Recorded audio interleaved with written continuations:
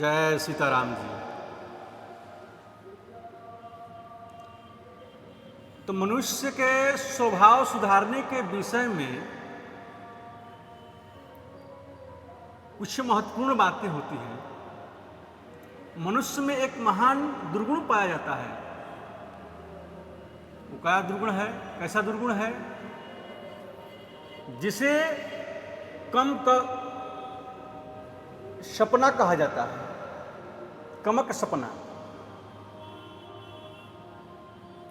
यह बहुत बड़ा दोष है। इसे कड़ी भाषा में हरामखोरी का दोष और संस्कृत में अकर्मण्यता का दोष कहा जाता है। मनुष्य में स्वाभाविक ही यह बड़ा भारी दोष रहता है। आराम की बुद्धि से मनुष्य में बहुत से दोष आ जाते हैं। हर एक प्रकार के शरीर को आराम पहुंचाने की नीयत बहुत ही खराब नीयत है। इस नीयत के कारण ही मनुष्य में अनेक प्रकार के दोष आ जाते हैं।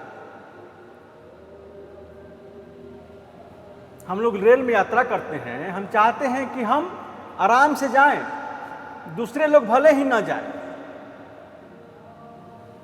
पर हम आराम से जाएं। इस नियत के कारण हम वहां नीति का भी त्याग कर देते हैं। जिस श्रेणी का हमारे पास टिकट है, उससे ऊंची श्रेणी में हम हर प्रकार से सोने में, बैठने में, रहने सहने में आराम से यात्रा करना चाहते हैं। उसमें यदि दूसरा कोई आदमी प्रवेश करना चाहता है तो वह झूठ भी बोल देते हैं कि आगे बहुत जगह पड़ी है, यहां भीड़ है, तुम आगे जाओ, आगे जाओ, आगे जाओ। हालांकि आगे इससे ज्यादा भीड़ है, यहां कम भीड़ है, फिर भी इस बात का विचार नहीं करते। यद्यपि किसी को रोकने का अपना हक नहीं है, न्याय नहीं है। उस डिब्बे में जितने यात्रियों के रहने का विधान है,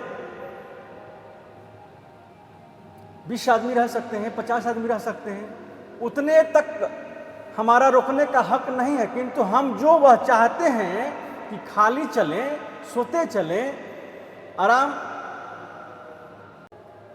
इस आराम तलबी के दोषों के कारण ही हमारे में अनेक दोष आ जाते हैं। इसी प्रकार परमात्मा की प्रतिज्ञा, इसी प्रकार परमात्मा की प्राप्ति का जो साधन है, उसमें हम ऐसा हल्का सा मामूली सा साधन खोजते हैं जिससे हमारी मुक्ति हो जाए। बहुत आदमी मुझसे पूछने रहता है, बहुत आदमी हमसे पूछते हैं कितना जप करने से, कितनी संख्या से जप करने से भगवान की प्राप्ति हो सकती है। तो संख्या का कोई नियम नहीं है, प्रेम का कोई नियम नहीं है।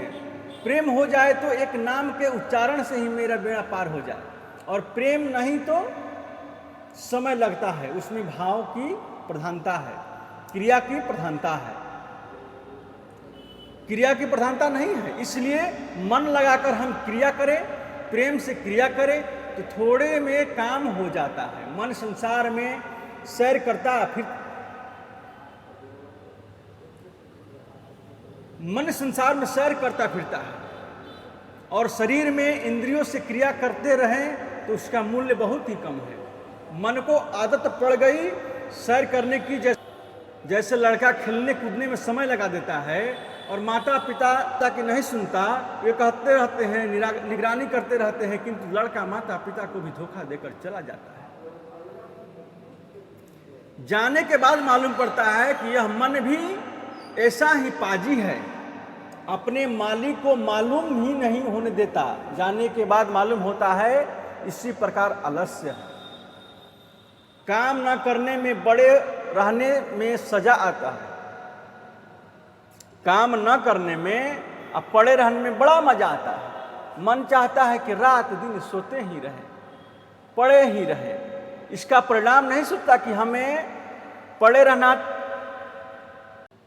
इसका परिणाम नहीं सोचता है कि पड़े रहना तुम्हारे लिए कितना खतरनाक है।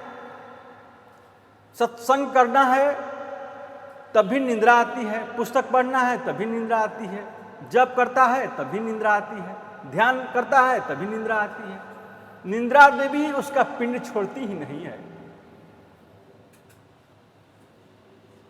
यह आराम तलबी हरामखोर है, यह बड़ा भारी दोष है। इसी प्रकार यह मन कभी नहीं जाता, इसी प्रकार यह मन कभी कहीं जाता है, कभी कहीं जाता है, इसको उसमें रस जाता है, मजा आता है। बालकों जैसे खेल कूद में मजा आता है बालकों को, इसी यदि उसे मजा नहीं आता तो क्या उसकी दौड़ धूप नहीं छूटती?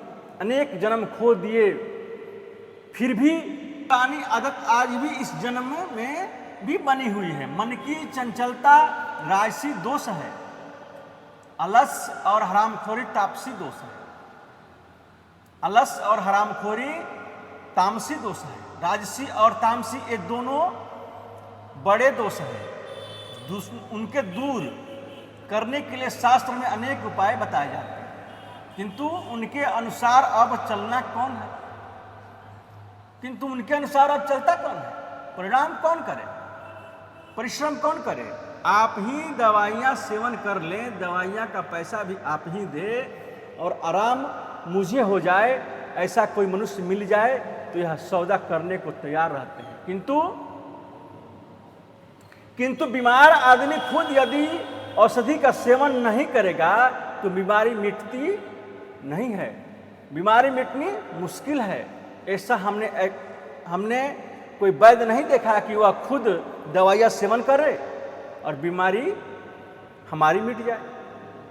दवाइयाँ खाने के समय कड़वी लगती है किंतु परिणाम उसका अच्छा होता है।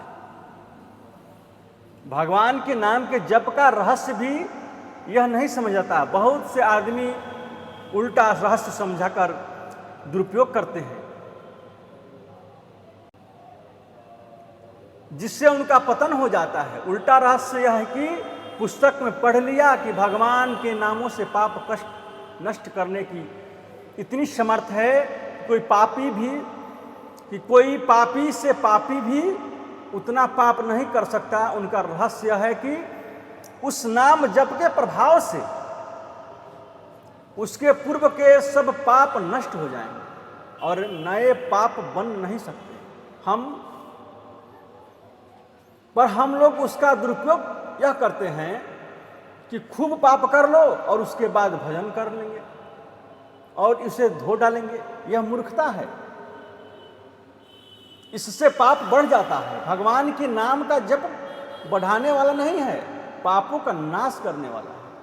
नाश करने का अभिप्राय ही कि पहले के पापों का नाश करना, जैसे गवर्नमेंट का कोई अपराधी है और वह अपराधी अपने पूर्व के अपराधों के लिए गवर्नमेंट से क्षमा प्रार्थना करता है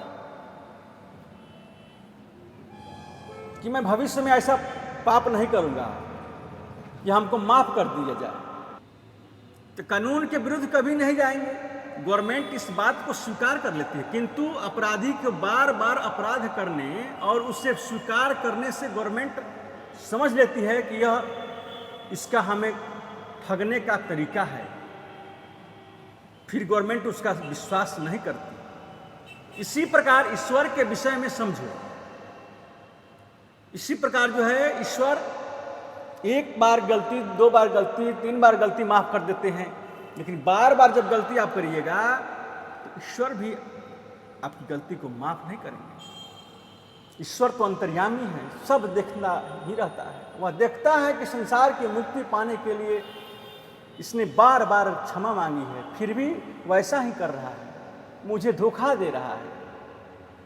अंतर्यामी ईश्वर को मानव धोखा नहीं दे सकता, अपने आप को धोखा देता है, दुनिया को धोखा देता है।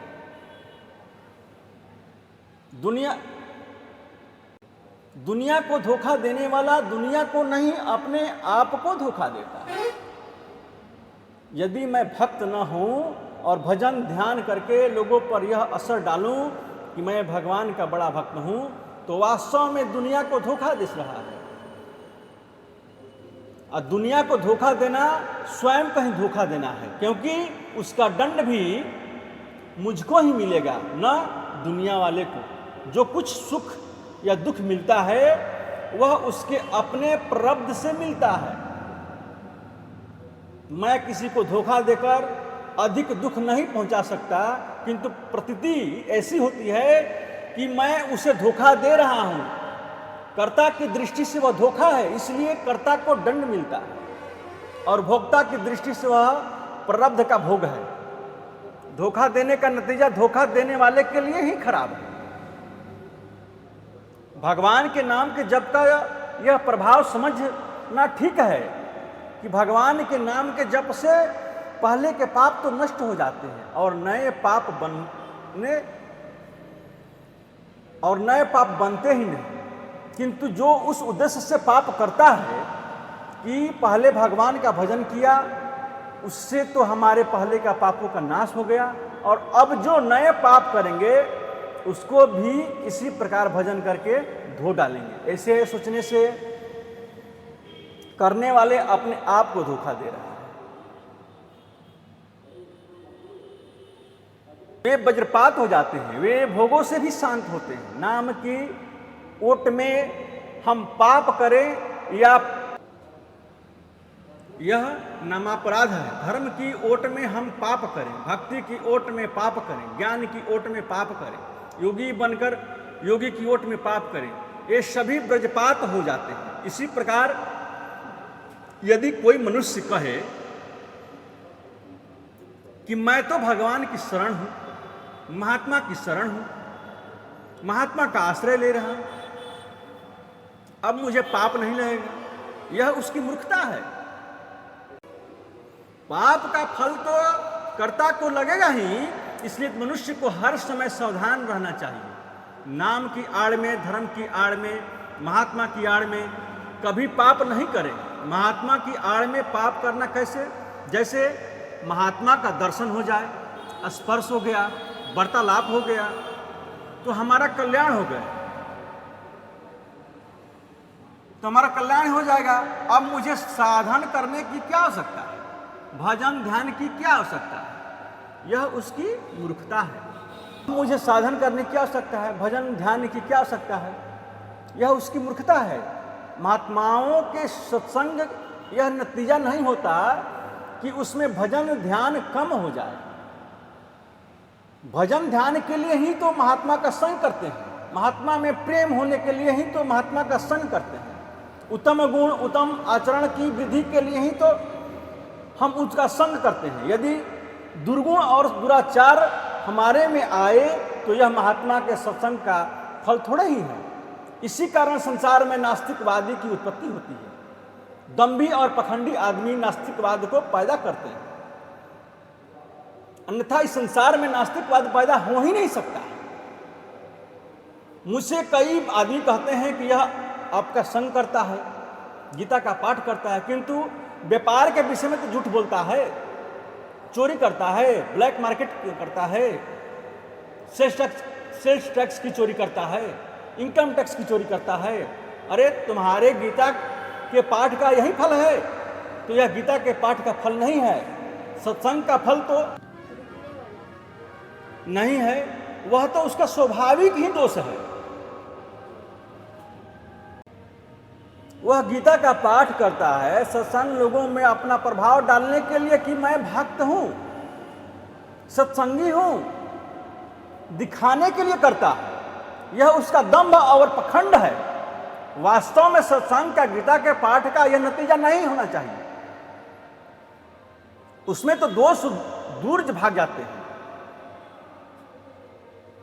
कई भाई की मेरे पास एक चिट्ठी आई थी कि हमारे कई मित्र हैं, अमुक हमारा मित्र है, यह भजन करता है, पूजा पाठ करता है, गीता का पाठ करता है, किंतु लोगों को धोखा भी देता है, उसका व्यापार बहुत नीचे दर्जे का है। अमुक आदमी इतना जप करता है किंतु उसमें यह दोष मौजूद है। इस प्रकार कई मित्रों की कथा लिखी थी। उनका लिखना ठीक है, यह असली भजन नहीं है, असली साधन नहीं है। असली साधन नतीजा तो यह होना चाहिए, मुझ में जो दुर्गुण दुराचार हो उसका विनाश हो,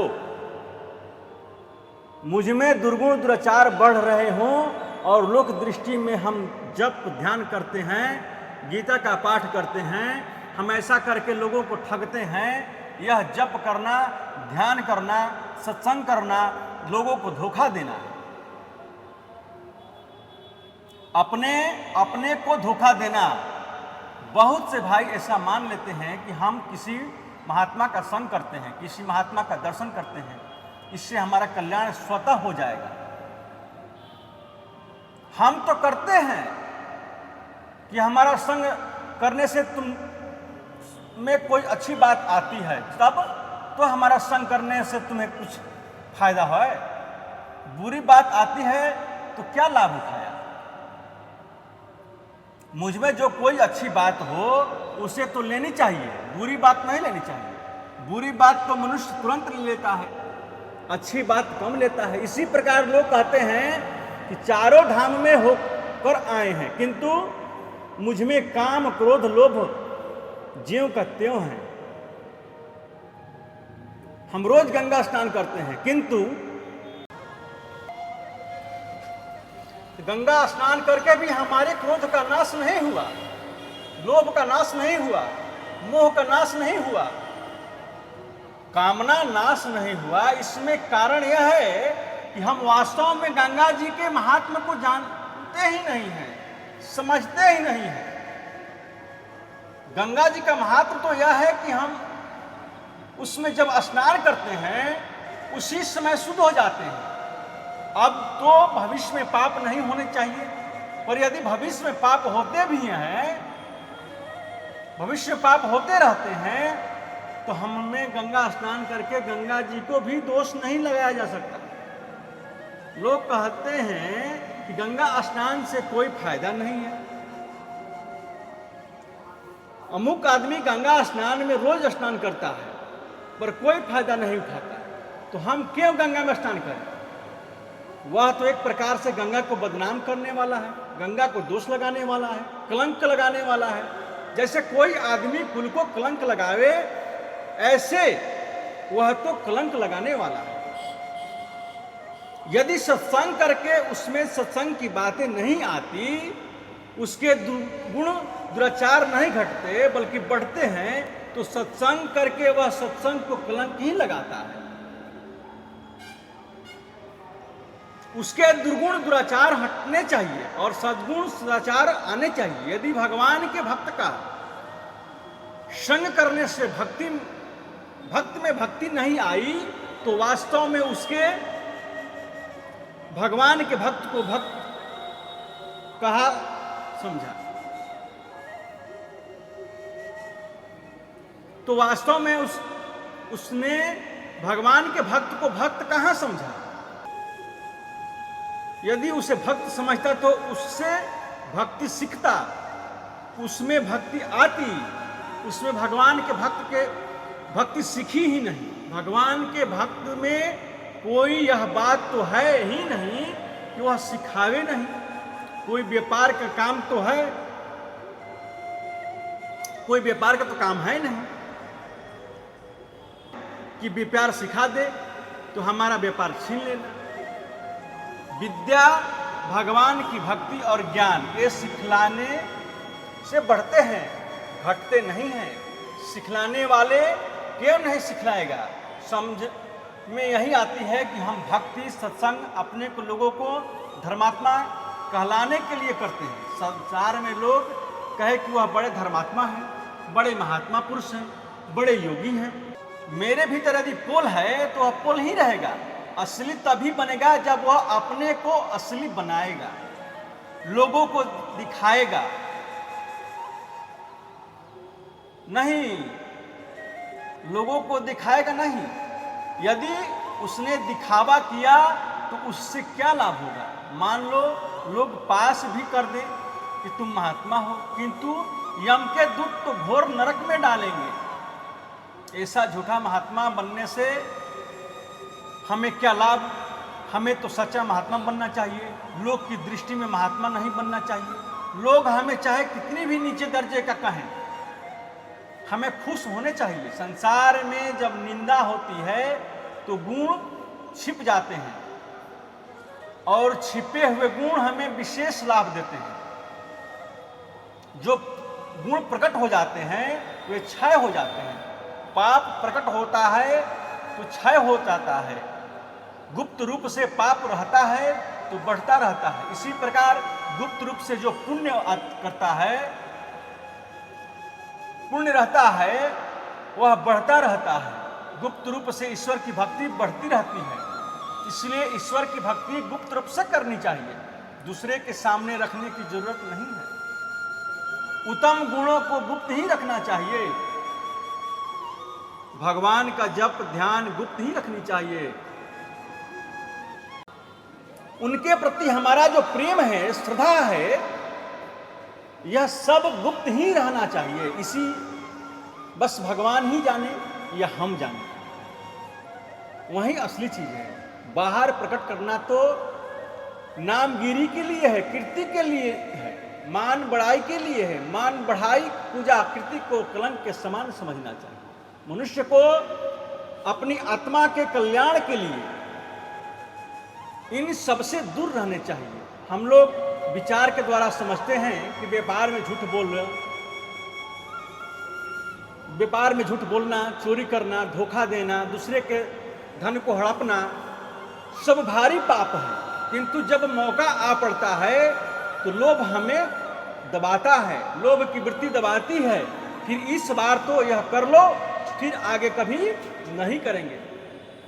इसी प्रकार लोभ की वृत्ति से हम दब जाते हैं और पाप कर बैठते हैं। और फिर ईश्वर से प्रार्थना करते हैं, हे ईश्वर, हे नारायण, हे प्रभु, एक यह मुझसे पाप बन गया, भविष्य में ऐसा पाप न हो, इसके लिए आप कृपा करें। भगवान पद पद पर कृपा करते हैं। यह भगवान की कृपा की आड़ है। उस आड़ को हम तोड़ डालते हैं और फिर भगवान से प्रार्थना करते हैं कि हे नाथ, हे प्रभु, हे दीनदयाल, हे हरि, हे गोविंद, आप दया करके हमारे मन में जो काम, क्रोध, मोह, लोभ, अहंकार, राग, द्वेष, ईर्ष्या आदि दोष हैं, उन्हें दूर करें। मैं आपकी शरण हूं। यह देखकर भगवान हंसते हैं कि एक और प्रार्थना करता है कि इन दोषों को आप दूर कर दें, और दूसरी तरफ उसको करने का प्रयत्न करता है। मनुष्य में जहां क्रोध करने की कोई आवश्यकता नहीं है, उत्तेजना की कोई आवश्यकता नहीं, स्वाभाविक ही शांति होनी चाहिए, वहां उसके दिल में क्रोध आता है, उत्तेजना आती है, और दूसरी तरफ भगवान से प्रार्थना करता है, हे प्रभु, वह उत्तेजना हम में न आए। तो एक तरफ वह लोभ के कारण खूब प्रयत्न करते हैं कि किसी प्रकार रुपये मिले, हम समझ बुझकर भी यह पाप का काम है, अन्याय का काम है, फिर भी करते हैं। रुपया मिलना चाहिए, रुपया तो थोक मिलता है, फिर क्या है, एक बार थोक रुपया उपार्जन कर ले, फिर काम बंद कर देंगे। यह लोभ की वृत्ति जो है आपसे पाप करवाती है, और विचार विवेक के द्वारा हम भगवान से, मनुष्यों की यह दशा प्रायः अधिकांश मनुष्यों की हो रही है। हम लोगों को अपना एक लक्ष्य बनाना चाहिए कि इस प्रकार के मार्ग से हमको चलना है, लक्ष्य बनाकर, और इधर उधर न देखकर सीधा उस मार्ग पर चलना चाहिए, कटिबद्ध होकर तेजी के साथ चलना चाहिए। फिर भगवान का घर कोई दूर नहीं है। हम ठीक रास्ते पर चलें तब भगवान बहुत जल्द नजदीक हैं। और गलत रास्ते चलें, सड़क छोड़कर विपरीत मार्ग से चलें तो उसका कोई ठिकाना नहीं है। विपरीत मार्ग का कोई ठिकाना ही नहीं। जंगल में भटकते फिरे, यह संसार ही जंगल है, 84 लाख योनियां जंगल है, इसमें भटकते फिर रहे, और भगवान की प्राप्ति की मार्ग साधन ही सड़क है। और यह सड़क बहुत सीधी है, बाकी टेढ़ी नहीं। आंख मूंद कर सीधा चले जाओ, किंतु गिद्ध पंछी जैसे मांस पर झपटता है, वैसे ही संसार के विषय भोगों को देखकर हम झपटते हैं। संसार के खाने पीने की भोगों को देखकर उस ओर हमारी गिद्ध की तरह दृष्टि जाती है। जितने भोग हैं, शब्द, स्पर्श, रूप, रस, गंध, इनकी तरफ हमारी दृष्टि जाती है। यह हमारे लिए खतरनाक है। विचार के द्वारा एकांत में बैठकर अपनी आत्मा में यह निर्णय करना चाहिए कि वह सुमार्ग है, यह कुमार्ग है। सुमार्ग में चलना चाहिए कि कुमार्ग में चलना चाहिए। सुमार्ग में बड़ी तेजी से चलना चाहिए। मनुष्य को अपना लक्ष्य यह बनाना चाहिए कि परमात्मा के प्राप्ति के लिए मनुष्य शरीर मिला है। परमात्मा की प्राप्ति के लिए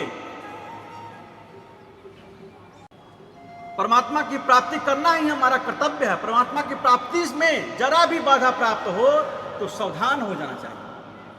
हम सड़क के ऊपर चलें, यह सड़क बहुत बढ़िया है, किंतु कहीं सड़क में रुकावट आ जाती है, कहीं पत्थर आ जाएं, कहीं कांटे आ गए, किसी प्रकार की रुकावट आ गई तो हमारा कर्तव्य है कि उस रुकावट को हम एक किनारे कर दें और दूसरे किनारे, जिससे दूसरे के लिए भी लाभ हो, हमारे लिए भी फायदा हो। सड़क एकदम सीधी बना देनी चाहिए ताकि कंकड़ पत्थर जो कुछ भी मार्ग में आवे उसे लांघ कर भी हम जा सकें। उसे उठाकर जंगल में फेंक सकते हैं, जिससे दूसरे के लिए भी सड़क साफ हो जाए। मान, बढ़ाई, प्रतिष्ठा, ऐश, आराम, भोग, ये संसार के विषय भोग जब कंकड़ पत्थर इत्यादि हैं, उनका लांघना और उसको किनारे लगा देना, लांघना है, उसे स्वीकार न करना। किसी ने हमारी बड़ाई की, हमारा कोई मान किया, प्रतिष्ठा की, तो हमने उसे स्वीकार नहीं किया, यह तो लांघना, उसमें हमारा कोई नुकसान नहीं है। लोग चाहे कितनी बड़ाई करें, कितना मान दे, कितनी प्रतिष्ठा करें, हम नजर उठाकर देखें ही नहीं। हम तो लांघ गए। किनारे लगा देना यानी उसे नष्ट करना। यह कि जैसे काम, क्रोध, लोभ, मोह हमारे लिए शत्रु है, उसी प्रकार प्रतिष्ठा, कीर्ति, मान, बड़ाई भी हमारे लिए कलंक है। उसका घोर विरोध करना चाहिए। हम खुद भी विरोध करें, औरों को भी विरोध करने के लिए कहें, और यह बात लोगों की दृष्टि में ला दें कि यह बहुत ही बुरी चीज है। खुद भी उसको काम में न लाए, खुद उसका त्याग करें, औरों की दृष्टि में उसको घृणित वस्तु बना लाए, औरों की दृष्टि में उसे घृणित वस्तु बतलाएं। रास्ते में चले तो बतलाएं कि भाई उस मार्ग में चलो, मैला पड़ा है, किनारे ओर से आना, दूसरी ओर भी समझा देना, दूसरों को भी समझा दें और हम भी उसे मैला ही समझें, उसे कलंक ही समझें, उसकी निंदा करें, उसे बुरा समझकर हटा दें, जिससे दूसरे लोग भी उसमें न फंसें। दूसरे से यह कहें कि बुरी चीज़ है, तुम सड़क पर चलते हो, मार्ग में यह सब चीज़ें आती है, उनसे सावधान रहना चाहिए। हम लोगों को औरों के लिए भी मार्ग साफ कर देनी चाहिए। अपने लिए तो साफ करना ही चाहिए, दूसरों के लिए भी साफ करनी चाहिए। हम खुद भी फंसकर मरें तो ठिकाने पर पहुंचने में विलंब तो होगा ही, और फिर सड़कों को छोड़कर कहीं जंगल में न उतर जाएं तो फिर ठिकाना ही क्या है। जंगल में उतरकर यह है कि हम नाना प्रकार के पाप करते हैं, झूठ, कपट, चोरी, विचार, बेईमानी, हिंसा करने लगे, जुआ खेलने लगे, मद पीने लगे, मांस खाने लगे। संसार में जितने बुरे कर्म हैं करने में हम लग गए। यह सड़क छोड़कर जंगली तरफ उतर जाना है, फिर तो भगवान की प्राप्ति का मार्ग छूट गया। सड़क छूट गई, अब तो जंगल में भटक रहे हैं। जब सड़क हाथ आएगी तभी कार्य सिद्ध होगा। इसलिए अपने भाव को खूब पवित्र रखनी चाहिए, खूब उच्च कोटि का रखना चाहिए। महापुरुषों, महात्माओं, ईश्वर के भक्त जैसे भाव रखना चाहिए। बहुत ही उच्च, बहुत ही दिव्य उज्जवल भाव रखनी चाहिए। सब में सद्बुद्धि होना उज्जवल भाव है, महापुरुषों का भाव है। आई कथा कल होगी। जय सीताराम जी। लाइक, सब्सक्राइब और कमेंट जरूर करें।